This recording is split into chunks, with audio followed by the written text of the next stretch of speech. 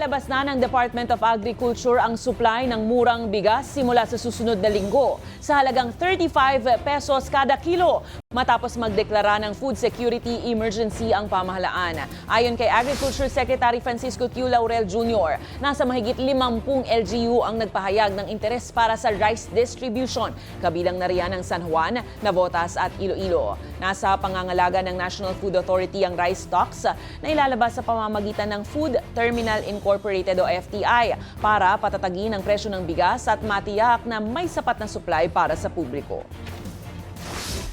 Sa ngayon, marami ng LGUs nag-signify ng intent but there's lumalabas kasi sa procedure, may documentation na kailangan gawin.